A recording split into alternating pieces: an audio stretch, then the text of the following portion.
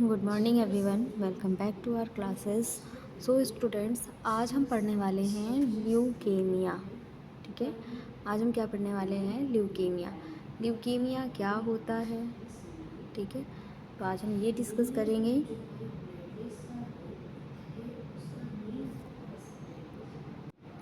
Leukaemia की हम बात करें तो ल्यूकेमिया एक टाइप का ब्लड कैंसर है। ल्यूकेमिया क्या है? एक टाइप का ब्लड कैंसर है जो mainly blood forming tissues specially bone marrow से रिलेटेड होता है।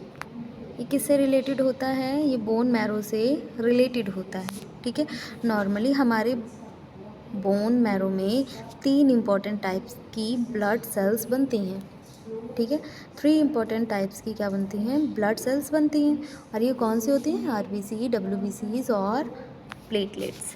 ठीक है, आरबीसी क्या काम करती हैं? ऑक्सीजन ट्रांसपोर्ट का काम करती हैं। डब्ल्यूबीसी इन्फेक्शन से फाइट करती हैं। और प्लेटलेट्स का काम क्या होता है? ब्लीडिंग को स्टॉप करने में हेल्प करती हैं। सिंपल, ये समझ में आया? एक बार फिर से हम बता दें कि ल्यूकेमिया क्या होता है। ल्यूकेमिया एक टाइप का ब्लड कैंसर है। ठीक है, ये क्या है? एक टाइप का ब्लड कैंसर है जो mainly blood forming tissue specially bone marrow से रिलेटेड होता है। नॉर्मली हमारे बोन मैरो में 3 टाइप के, ठीक है, ब्लड सेल्स बनते हैं। और ये 3 टाइप्स कौन कौन से होते हैं? RBC, WBC, platelets. आरबीसी का काम क्या होता है? ऑक्सीजन को ट्रांसपोर्ट करना। और डब्ल्यूबीसी का काम क्या होता है? इन्फेक्शन से फाइट करना। प्लेटलेट्स का काम क्या होता है? ब्लीडिंग को स्टॉप करने में हेल्प करना।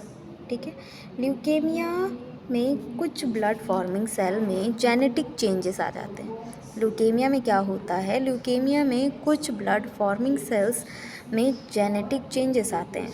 ठीक है, ये एबनॉर्मल सेल अनकंट्रोल्ड वे में मल्टीप्लाई करते हैं। ये एबनॉर्मल सेल्स क्या हैं? एकदम एबनॉर्मली अनकंट्रोल्ड वे में मल्टीप्लाई करना स्टार्ट कर देते हैं। इन एबनॉर्मल सेल्स को हम ल्यूकेमिक सेल्स या स्पेशली अक्यूट ल्यूकेमिया में ब्लास्ट कह सकते हैं। हम क्या कहते हैं? एबनॉर्मल सेल्स को हम ल्यूकेमिक सेल्स कह सकते हैं या फिर स्पेशली अक्यूट ल्यूकेमिया में ब्लास्ट भी कह सकते हैं। ठीक है, नेक्स्ट आता है आपका, अब एबनॉर्मल यहाँ से, अब प्रॉब्लम यहाँ से स्टार्ट होती है। ठीक है, अब जो एबनॉर्मल सेल की अनकंट्रोल्ड ग्रोथ हुई है, ठीक है, तो अब प्रॉब्लम कहाँ से स्टार्ट होगी? प्रॉब्लम यहीं से स्टार्ट होगी। जो एबनॉर्मल सेल्स बोन मैरो में इतनी ज़्यादा एक्यूमुलेट हो रही हैं, ठीक है, कि नॉर्मल ब्लड सेल की स्पेस कम हो जा रही है। अब ये जो एबनॉर्मल सेल्स हैं बढ़ रही हैं, ठीक है, तो इनको जगह तो चाहिए ना, अपनी जगह इनको बनानी पड़ेगी। तो ये नॉर्मल सेल की जगह को ऑक्यूपाई कर लेती हैं। ठीक है, ऑक्यूपाई करने के लिए ये जो नॉर्मल सेल्स हैं, जो आरबीसी नॉर्मल होती हैं, ठीक है, उनकी जगह को ये कवर करना स्टार्ट कर देती हैं। इसके रिज़ल्ट में क्या होता है कि आरबीसी का प्रोडक्शन कम हो जाता है, प्लेटलेट का प्रोडक्शन कम होता है और नॉर्मल डब्ल्यूबीसी का भी प्रोडक्शन कम हो जाता है। ये लोग अफेक्टेड हो जाते हैं। ठीक है, अगर आरबीसी कम होगा, ठीक है, क्योंकि अब नॉर्मल अनकंट्रोल्ड लेवल पे वहाँ पे ग्रोथ बढ़ रही है किसकी? अब नॉर्मल सेल्स की। ठीक है, अब यहाँ पे इन लोगों ने अपनी जगह बनाई, जगह बनाते बनाते आरबीसी की जो प्रोडक्शन जगह है वहाँ को भी इन लोगों ने ऑक्यूपाई कर लिया, वहाँ पे भी कवर कर लिया। आरबीसी तो अब बन नहीं पाएगी। इसकी वजह से क्या कंडीशन नज़र आएगी? ये कंडीशन हो गई अनीमिया की कंडीशन। ठीक है, तो ये कंडीशन कौन सी होगी? अनीमिया की कंडीशन। नेक्स्ट आते हैं प्लेटलेट्स। अगर प्लेटलेट्स कम होगा तो क्लॉटिंग फैक्टर कम हो जाएंगे। क्लॉटिंग फैक्टर कम होंगे, ब्लड क्लॉट होना बंद हो जाएगा। जहाँ ब्लीडिंग होगी वहाँ पर हैवी ब्लीडिंग स्टार्ट हो जाएगी, क्योंकि क्लॉटिंग फैक्टर अब कम हो चुका है, वहाँ पे बन ही नहीं रहा है, प्लेटलेट ही नहीं बन रहा है। नेक्स्ट, हमारा नॉर्मल डब्ल्यूबीसी फंक्शन अफेक्टेड हो जाता है, तो इन्फेक्शन भी बहुत ईजिली हमें अफेक्ट कर सकता है। इसीलिए ल्यूकेमिया को, कॉमन क्लिनिकल प्रॉब्लम को आप एक सिंपल फार्मूला से याद कर सकते हैं, जैसे leukaemia, bone marrow failure, anaemia infection और ब्लीडिंग। ठीक है, मैं आपको सिंपल वे में बताती हूँ। ल्यूकेमिया क्या है? बोन मैरो का कैंसर है, मैंने आपको स्टार्टिंग में बताया। अब बोन मैरो से क्या होगा, एबनॉर्मल सेल्स की ग्रोथ होगी, तो वहाँ पे जो आरबीसी डब्ल्यूबीसी प्लेटलेट्स की जो जगह है वो कवर कर लेगी एबनॉर्मल ग्रोथ, ठीक है। एबनॉर्मल सेल्स जो हैं इन सब की जगह कवर कर लेंगे, इन लोगों का प्रोडक्शन कम हो जाएगा, प्रोडक्शन कम होगा तो वहाँ से डिजीज़ स्टार्ट हो जाएंगी। जैसे आरबीसी की कमी की वजह से क्या होगा, एनीमिया हो जाएगा। प्लेटलेट की डेफिशिएंसी की वजह से कौन सी चीज़ होगी, होगी ब्लीडिंग डेफिशिएंसी, ब्लीडिंग होगी, ठीक है। और अगर डब्ल्यूबीसी कम हुआ, डब्ल्यूबीसी अफेक्ट हो गया तो इन्फेक्शन के चांसेस ज़्यादा रहेंगे और इजी वे में इन्फेक्शन कॉज हो सकता है, स्प्रेड हो सकता है। नेक्स्ट आते हैं अपनी कॉजेस पे, ठीक है। ये है आपका कॉज, ठीक है। कॉजेस पे आते हैं तो पहला समझते हैं हम कि ल्यूकेमिया क्या होता है। ल्यूकेमिया, इसका एग्जैक्ट कॉज हर पेशेंट में नोन नहीं होता, अननोन होता है, ठीक है। ल्यूकेमिया का एग्जैक्ट कॉज अननोन होता है अभी, लेकिन कुछ रिस्क फैक्टर ल्यूकेमिया के चांसेस इंक्रीज़ कर सकते हैं। कुछ रिस्क फैक्टर जो होते हैं वो क्या करते हैं, ल्यूकेमिया के चांसेस को इंक्रीज़ कर देते हैं। जैसे पहला जेनेटिक फैक्टर, आपके पहले दिया हुआ है जेनेटिक फैक्टर। कुछ जेनेटिक एबनॉर्मेलिटीज़ ल्यूकेमिया के रिस्क को इंक्रीज़ कर देती हैं। फॉर एग्ज़ाम्पल, डाउन सिंड्रोम के साथ कुछ ल्यूकेमिया टाइप्स का रिस्क इंक्रीज्ड होता है, ठीक है। डाउन सिंड्रोम के साथ क्या होता है, कुछ ल्यूकेमिया टाइप्स का रिस्क इंक्रीज्ड हो जाता है। फैमिली हिस्ट्री भी कुछ केसेस में रिलेवेंट होती हैं। नेक्स्ट है radiation, high dose ionising radiation exposure leukaemia के रिस्क को इंक्रीज़ करता है, ठीक है। नेक्स्ट आता है आपका केमिकल्स में कुछ केमिकल्स स्पेशली बेंजीन ल्यूकेमिया के रिस्क से एसोसिएटेड होते हैं। प्रीवियस कीमोथेरेपी, रेडियोथेरेपी, किसी प्रीवियस कैंसर के ट्रीटमेंट के लिए कीमोथेरेपी या रेडियोथेरेपी लेने के बाद कुछ पेशेंट में थेरेपी रिलेटेड ल्यूकेमिया डेवलप होता है। नेक्स्ट आता है स्मोकिंग भी कुछ ब्लड कैंसर के रिस्क से एसोसिएटेड होता है। नेक्स्ट आते हैं वायरल इन्फेक्शन, जैसे कुछ स्पेसिफिक वायरल इन्फेक्शन ल्यूकेमिया से एसोसिएटेड है, ठीक है। इम्पॉर्टेंट इसमें एक एग्जांपल है जो मैं आपको दे दूँ, HTLV, adult T cell leukaemia lymphoma, ठीक है। ये ल्यूकेमिया का एग्जाम्पल है वायरल इन्फेक्शन का, ठीक है। नेक्स्ट आता है आपका इंक्रीजिंग एज, कुछ ल्यूकेमिया टाइप्स का रिस्क एज बढ़ने के साथ इंक्रीज़ होता है, ठीक है। इम्पॉर्टेंट इसमें कुछ इम्पॉर्टेंट पॉइंट्स भी हैं जो मैं आपको एक्सप्लेन कर दूँ। रिस्क फैक्टर होने का मतलब ये नहीं कि पर्सन को डेफिनेटली ल्यूकेमिया होगा, और रिस्क फैक्टर ना होने का मतलब ये भी नहीं कि ल्यूकेमिया हो ही नहीं सकता, ठीक है। मैंने क्या बताया आपको, इंक्रीजिंग एज ल्यूकेमिया, इसमें मैंने आपको बताया कि रिस्क फैक्टर होने का मतलब ये नहीं कि पर्सन डेफिनेटली ल्यूकेमिया होगा पर्सन को, ठीक है। और रिस्क फैक्टर ना होने का मतलब ये भी नहीं कि ल्यूकेमिया नहीं है, ठीक है। नेक्स्ट है क्लासिफिकेशन, ल्यूकेमिया को मेनली 3 वे में क्लासिफाई किया गया है। पहला है by speed to progression, by speed of progression, तो अक्यूट ल्यूकेमिया दिया हुआ है। अक्यूट ल्यूकेमिया का मतलब रैपिडली प्रोग्रेसिंग, ठीक है। इसमें इमेच्योर सेल यानी ब्लास्ट बहुत इंक्रीज हो जाता है, ठीक है। नेक्स्ट है आपका क्रोनिक ल्यूकेमिया में क्या है, chronic leukaemia generally slowly progressing होता है। क्रोनिक ल्यूकेमिया में क्या होता है, ये जनरली स्लोली प्रोग्रेशन में होता है, ठीक है। नेक्स्ट है आपका बी, ऑप्शन नंबर बी। हाँ, तो इसमें दिया हुआ ऑप्शन नंबर बी में आपका दिया हुआ है सेल टाइप के अकॉर्डिंग, मतलब बाय सेल टाइप के अकॉर्डिंग।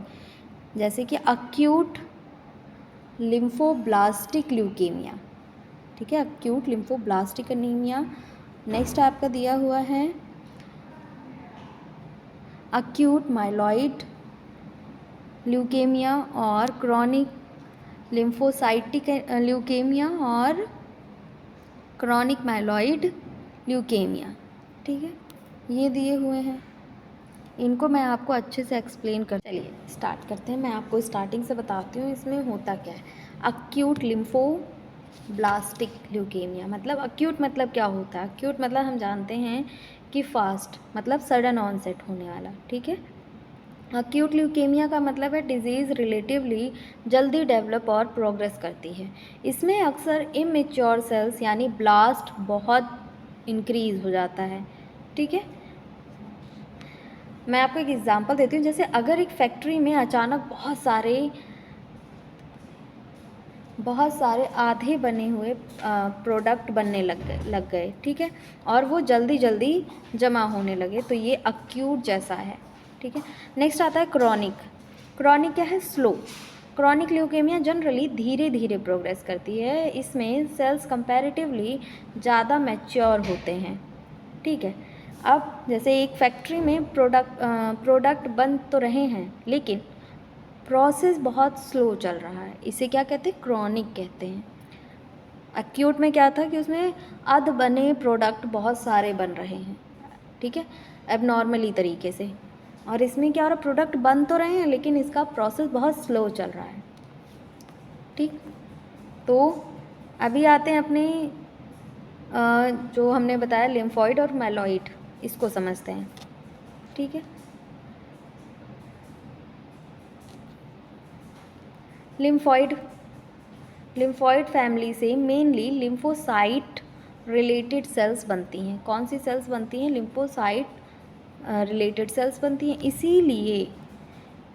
इसीलिए अगर ल्यूकेमिया लिम्फॉइड लीनेज में है तो नाम से हम जान जाते हैं कि लिम्फॉइड या लिम्फोसाइट आएगा, ठीक है। अब बस पहला सवाल पूछते हैं, डिजीज़ फास्ट या फिर स्लो, ठीक है। फास्ट को हम क्या कहेंगे? अक्यूट। स्लो को क्या कहेंगे? क्रॉनिक। फास्ट लिम्फॉइड मतलब अक्यूट लिम्फोब्लास्टिक लिम्फॉइड, ठीक है, और स्लो तो क्रॉनिक लिम्फोसाइटिक ल्यूकेमिया। माइलॉइड मतलब क्या होता है? माइलॉइड मतलब होता है, माइलॉइड लीनेज से कई ब्लड सेल्स टाइप डेवलप होते हैं, कई ब्लड सेल्स टाइप इसमें डेवलप होते हैं माइलॉइड में, ठीक है, जैसे आरबीसीज, प्लेटलेट्स और कई myeloid white cell lineage.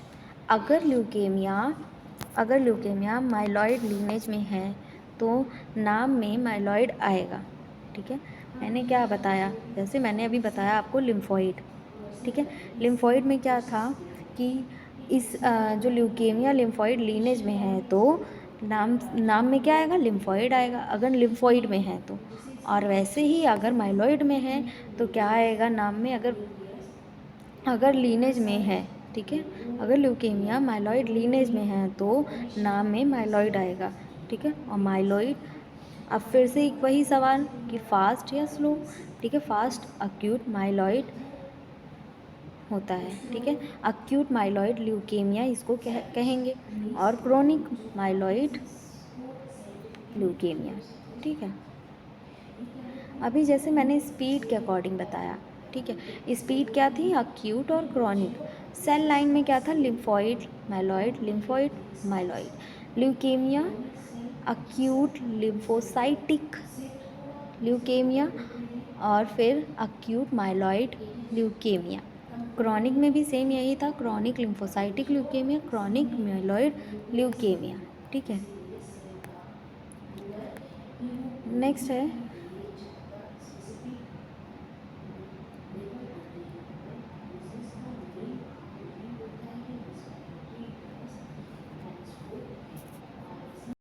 Next आते हैं आपके पैथोफिजियोलॉजी पे, ठीक है। पैथोफिजियोलॉजी में दिया हुआ है आपके स्टेप 1 में genetic mutation in haematopoietic stem cells in bone marrow, ठीक है। हेमाटोपोइटिक स्टेम सेल्स, इसमें क्या होता है इसमें हिमेटोपोइटिक स्टेम सेल्स में जेनेटिक और मॉलिक्यूलर एबनॉर्मेलिटी आ जाती है। ठीक है, इसमें क्या होता है जेनेटिक म्यूटेशन में कि हिमेटोपोइटिक स्टेम सेल्स में जेनेटिक और मॉलिक्यूलर एबनॉर्मेलिटी आ जाती है। ठीक है, स्टेप सेकंड में आपका दिया अनकंट्रोल्ड प्रोलिफरेशन। फिर एबनॉर्मल सेल अनकंट्रोल्ड वे में मल्टीप्लाई करने लगती हैं। ठीक है, नेक्स्ट आपका आता है blast accumulation. Immature abnormal cell यानी ब्लास्ट बोन मैरो में एक्यूमुलेट होने लगती हैं। क्या होने लगती हैं? इमेच्योर एबनॉर्मल सेल्स जो ब्लास्ट बोन मैरो में एक्यूमुलेट होने लग जाते हैं। ठीक है, नेक्स्ट है आपका नॉर्मल हिमेटोपोइसिस सप्रेस। तो अब abnormal cell normal blood cell को ब्लड सेल प्रोडक्शन को सप्रेस करने लगती है। मैंने आपको बताया कि जो नॉर्मल सेल्स हैं, ठीक है, जब एबनॉर्मल सेल्स की ग्रोथ होती है तो वो नॉर्मल सेल्स की स्पेस को ऑक्यूपाई कर लेती हैं। ठीक है, कवर करना स्टार्ट कर देती हैं। तो वही दिया हुआ है हिमेटोपोइसिस में। ठीक है, नेक्स्ट आपका फाइव स्टेप है आपका ब्लड सेल डिक्रीज़ होने लग जाते हैं। डिक्रीज़ आरबीसी, प्लेटलेट, डब्ल्यूबीसी, क्योंकि वहाँ उन लोगों ने उसकी जगह कवर कर ली है। ठीक है, तो अब क्या होगा वहाँ पे उनका प्रोडक्शन कम हो जाएगा। ठीक है, वो डिक्रीज़ होना स्टार्ट हो जाएंगी। नेक्स्ट है सिम्टम्स अगर होने स्टार्ट होंगे कौन सी? Anaemia, bleeding, infection and other complications. ठीक है, तो हमारा पैथोफिजियोलॉजी कैसा था? म्यूटेशन होगा, प्रोलिफरेशन होगा, फिर ब्लास्ट होगा, ब्लास्ट एक्यूमुलेशन होगा। ठीक है, बहुत ज़्यादा अमाउंट में वहाँ पे मल्टीप्लिकेशन स्टार्ट हो जाएगा। फिर मैरो सप्रेशन यानी कि बोन मैरो में सप्रेशन, जो भी जितने भी सेल्स हैं, 3 सेल्स हैं मेनली, आरबीसी, डब्ल्यूबीसी, प्लेटलेट, ये सप्रेस होने स्टार्ट हो जाएंगे, जिनकी वजह से हमें क्या देखने को मिलेगा? एनीमिया, इन्फेक्शन और ब्लीडिंग जैसी कंडीशन देखने को मिलेगी। ठीक है, अब इसकी मार्फोलॉजी समझते हैं। मार्फोलॉजी क्या होती है? Normal RBC, normal WBC, normal platelet. ठीक है, बैलेंस्ड फॉर्म में होते हैं। ये कैसे होते हैं? बैलेंस फॉर्म में होते हैं। ल्यूकेमिया में एबनॉर्मल ल्यूकेमिक सेल ब्लास्ट की नंबर इंक्रीज़ हो जाती है। ल्यूकेमिया में बेसिकली क्या होता है, जो एबनॉर्मल सेल्स हैं, ठीक है, इनके नंबर इंक्रीज़ हो जाते हैं, जैसा कि आपको इमेज में दिख रहा होगा। ठीक है, नॉर्मल ब्लड सेल आपके लेफ्ट हैंड पे है और ल्यूकेमिक ब्लड आपके राइट हैंड पे है। ठीक है, तो इसमें क्या होता है कि यहाँ पर देखिए जो नॉर्मल ब्लड है, इसमें आपको डब्ल्यूबीसी, आरबीसी सब कुछ दिख रहा होगा। लेकिन जब आपका ल्यूकेमिया कॉज करता है, ठीक है, अब नॉर्मल सेल की ग्रोथ होती है। ठीक है, तो इसमें क्या होता है कि जब एबनॉर्मल सेल की ग्रोथ होती है तो ये नॉर्मल सेल्स को भी जगह नहीं देती, उनकी भी जगह ऑक्यूपाई करनी स्टार्ट कर देती हैं। ठीक है, नेक्स्ट है इसमें ये सेल इमेच्योर और एबनॉर्मल अपीयरेंस शो करती हैं। अब जब एबनॉर्मल सेल की ग्रोथ हुई है तो ये सेल्स क्या करेंगी? ये इमेच्योर और एबनॉर्मल अपीयरेंस शो करती हैं। पेरिफेरल ब्लड स्मीयर में डॉक्टर क्या करते हैं? डॉक्टर एबनॉर्मल सेल को माइक्रोस्कोप से आइडेंटिफाई करते हैं। ठीक है, पेरिफेरल ब्लड स्मीयर में डॉक्टर इसको कैसे आइडेंटिफाई करते हैं? माइक्रोस्कोप से आइडेंटिफाई करते हैं। लेकिन इम्पॉर्टेंट पॉइंट यहाँ पर ये है, सिर्फ मार्फोलॉजी से ल्यूकेमिया का फाइनल डायग्नोसिस हमेशा नहीं होता है। ठीक है, एडिशनल टेस्ट भी इसके लिए होते हैं। कौन से टेस्ट होते हैं? फ्लो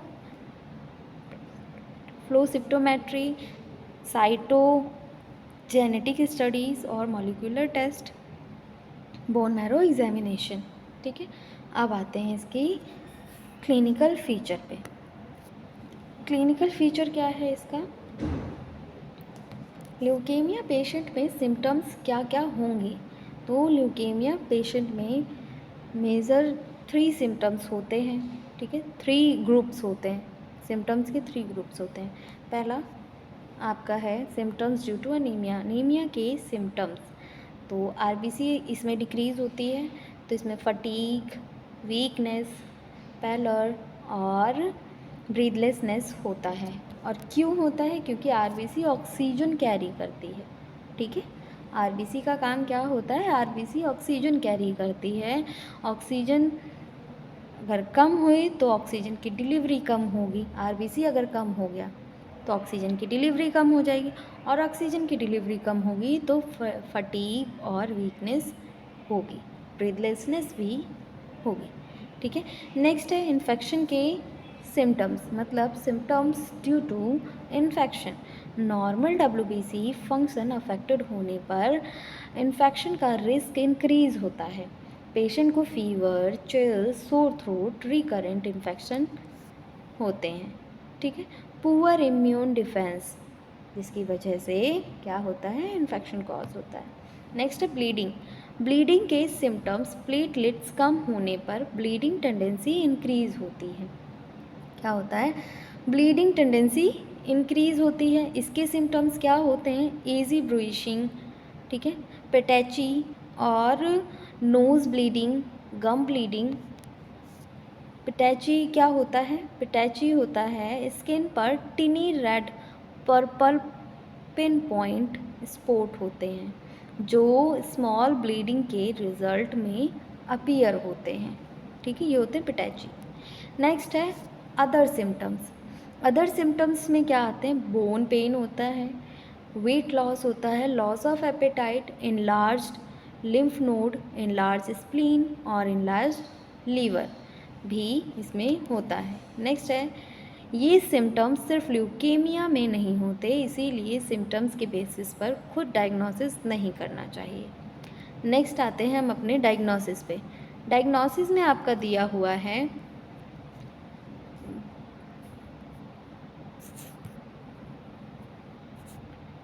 ये है डायग्नोसिस। ठीक है, यहाँ पर आपका दिया हुआ है, ल्यूकेमिया डायग्नोसिस सिंगल टेस्ट से नहीं होता, डिफरेंट इन्वेस्टिगेशन कंबाइन की जाती है इसमें, जैसे CBC, complete blood count, haemoglobin, WBC count, platelet count check किया जाता है इसमें। पॉसिबल फाइंडिंग जैसे एनीमिया हो सकता है, और एबनॉर्मल डब्ल्यूबीसी काउंट हो सकती हैं, और लो प्लेटलेट्स हो सकते हैं। लेकिन सीबीसी अलोन ल्यूकेमिया कंफर्म नहीं करता, अकेला सीबीसी ल्यूकेमिया कंफर्म नहीं करता। नेक्स्ट है पेरिफेरल। हमारा नेक्स्ट क्या है,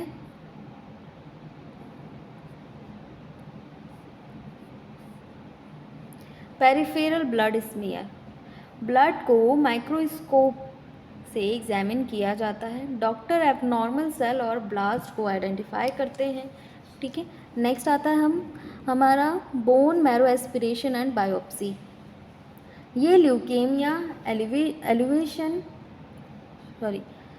ये ल्यूकेमिया इवेलुएशन में वेरी इंपॉर्टेंट इन्वेस्टिगेशन है। बोन मैरो सैंपल लेकर देखा जाता है एबनॉर्मल सेल्स कितनी हैं। ठीक है, बोन मैरो सैंपल्स लेकर देखा जाता है कि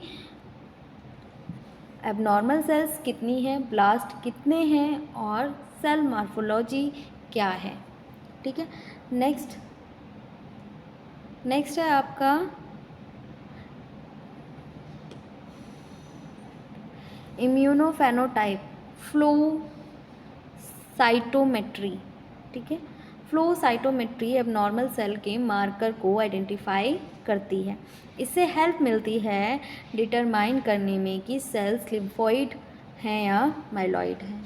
नेक्स्ट है साइटोजेनेटिक एंड मॉलिक्यूलर स्टडी। ठीक है, कौन सा, साइटोजेनेटिक एंड मॉलिक्यूलर स्टडी। ये जेनेटिक एबनॉर्मेलिटीज़ आइडेंटिफाई करते हैं, और इसमें इंपॉर्टेंट एग्जांपल जैसे CMPL, क्रॉनिक मेलॉइड ल्यूकेमिया। ठीक है, ये इसका वेरी इंपॉर्टेंट मॉलिक्यूलर एबनॉर्मलिटी है। ठीक है, नेक्स्ट है बायोकेमिकल टेस्ट।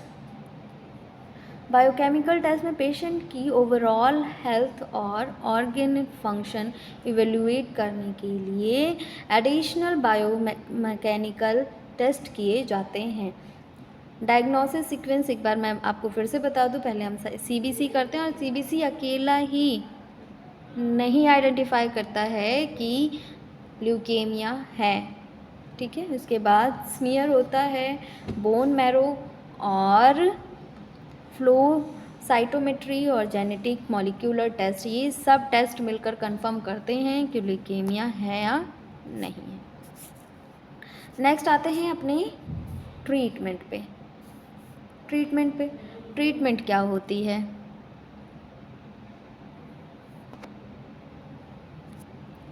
ट्रीटमेंट क्या होती है? ठीक है, ट्रीटमेंट पे आते हैं। ट्रीटमेंट ल्यूकेमिया के टाइप, सब टाइप, जेनेटिक और एबनॉर्मलिटी, एज, ओवरऑल हेल्थ और डिजीज़ स्टेटस पर डिपेंड करता है। जैसे कीमोथेरेपी होती है इसमें, ठीक है। Chemotherapy abnormal rapidly dividing cells को डिस्ट्रॉय या कंट्रोल करने के लिए यूज़ होता है कीमोथेरेपी। अक्यूट ल्यूकेमियाज में कीमोथेरेपी का इम्पॉर्टेंट रोल होता है। नेक्स्ट है टारगेटेड थेरेपी। टारगेटेड थेरेपी ये स्पेसिफिक मॉलिक्यूलर एबनॉर्मल को टारगेट करती हैं, ठीक है। जैसे CML क्रॉनिक माइलॉइड ल्यूकेमिया, ठीक है।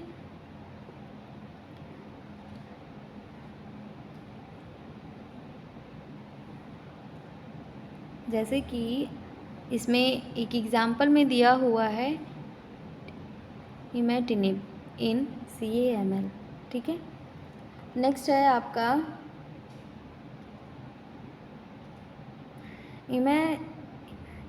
इमेटिनिब BCR-ABL ट्रायोसिन काइनेज को इनहिबिट करता है, ठीक है। नेक्स्ट है इम्यूनोथेरेपी। इम्यूनोथेरेपी इम्यून सिस्टम को कैंसर सेल के अगेंस्ट वर्क करने में हेल्प करती है। फॉर एग्ज़ाम्पल में आपको सिलेक्टेड ल्यूकेमिया सेटिंग में मोनोक्लोनल एंटीबॉडीज़ और other immune based therapies include होती हैं। नेक्स्ट है रेडियोथेरेपी। रेडियोथेरेपी में क्या होता है? कुछ सेलेक्टेड केसेस में रेडियोथेरेपी यूज़ की जाती है। हर ल्यूकेमिया पेशेंट को रेडियोथेरेपी की नीड नहीं होती। नेक्स्ट है stem cell bone marrow transplantation.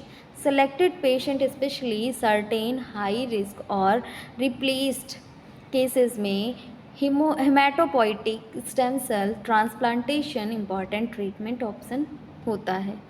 Next है आपका सपोर्टिव ट्रीटमेंट। तो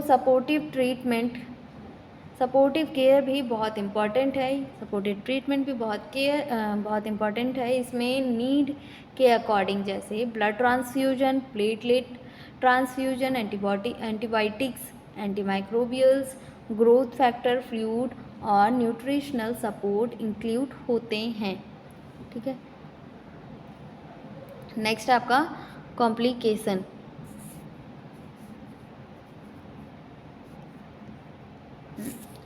कॉम्प्लिकेशन आ गया।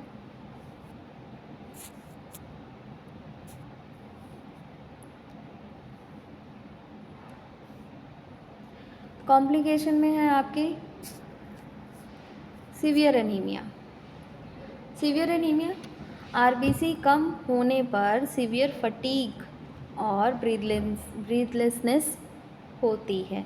नेक्स्ट है life threatening infection. Life threatening condition हो सकती है। ब्लीडिंग से हैमरेज का चांस रहता है। ट्यूमर लाइसिस सिंड्रोम, ठीक है। और ऑर्गेनोमेगैली हो सकता है। और ल्यूकोस्टेसिस, ठीक है। नेक्स्ट है आपका progression to acute leukaemia in chronic type, ठीक है। मैं आपको एक बार फिर से बता दूं कि ट्यूमर लाइसिस सिंड्रोम ट्रीटमेंट के बाद लार्ज नंबर में ल्यूकेमिया सेल रैपिडली डिस्ट्रॉय हो सकती हैं। सेल्स के अंदर के सब्सटेंस ब्लड में रिलीज होते हैं। इससे यूरिक एसिड बढ़ जाता है, पोटेशियम इंक्रीज़ हो जाता है, फॉस्फेट इंक्रीज़ हो जाता है और कैल्शियम डिक्रीज़ हो जाता है। सीवियर केस में मेनली किडनी और हार्ट प्रॉब्लम होती है, ठीक है। ऑर्गेनोमेगैली में क्या होता है? हेपेटोमेगैली और स्प्लीनोमेगैली, लीवर और स्प्लीन इनलार्ज्ड हो जाते हैं। ल्यूकेमिया में लीवर और स्प्लीन दोनों ही इनलार्ज्ड होते हैं। ल्यूकोस्टेसिस क्या होता है? ल्यूकोस्टेसिस स्पेशली कुछ AML acute myeloid leukaemia cases में very high leukaemic cell burden के साथ ल्यूकोस्टेसिस होता है। इसमें abnormal cell small blood vessels की सर्कुलेशन को अफेक्ट कर देती हैं। ठीक है, ये सीरियस मेडिकल इमरजेंसी होती है। नेक्स्ट है डिजीज़ प्रोग्रेशन। डिजीज़ प्रोग्रेशन में कुछ क्रॉनिक ल्यूकेमिया टाइम के साथ मोर अग्रेसिव फेज में प्रोग्रेस करती हैं, इसीलिए रेगुलर फॉलोअप इम्पॉर्टेंट होता है। ठीक है, नेक्स्ट आता है आपका नर्सिंग मैनेजमेंट। तो नर्सिंग मैनेजमेंट में है आपके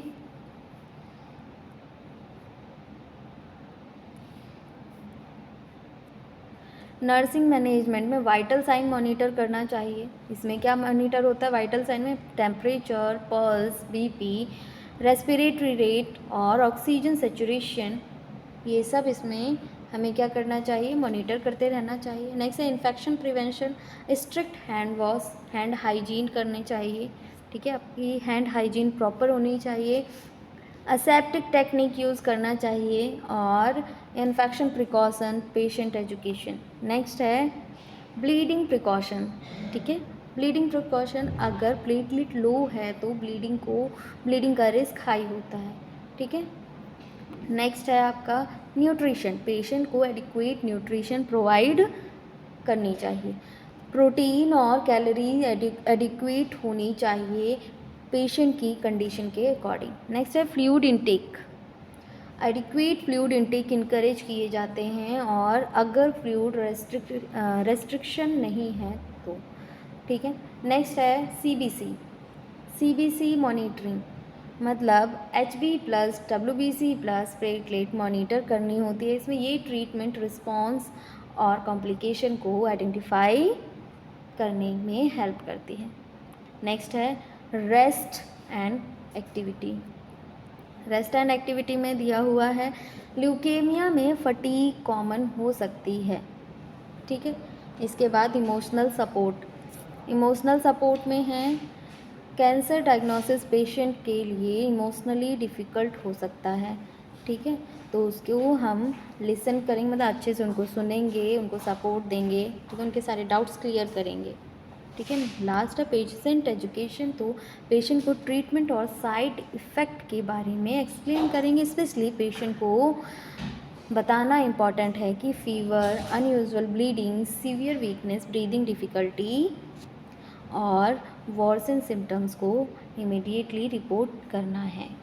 ठीक है, तो ये आपका था ल्यूकेमिया। ठीक है, आज हमने अपना ल्यूकीमिया कवर किया है। सो आज की क्लास यहीं पर एंड करते हैं। ठीक है, क्लास एंड करने से पहले आप लोगों के लिए एक नोटिस है। अगर आप लोग अपना मेडिकल स्टोर चला रहे हैं और उसे फार्मा क्लिनिक में चेंज करना चाहते हैं तो आपके लिए बेस्ट है टेलीमेडिसिन कोर्स। इसमें आपको बताया जाएगा कि कैसे आप डॉक्टर से ऑडियो वीडियो कॉल कैसे आप अपने मेडिकल स्टोर को कॉर्पोरेट मेडिकल स्टोर से बेहतर कर सकते हैं, और इसमें आप डॉक्टर से ऑडियो वीडियो कॉल पे कनेक्ट हो सकते हैं। इसकी कंप्लीट फ़ीस है 25,000। Thank you class.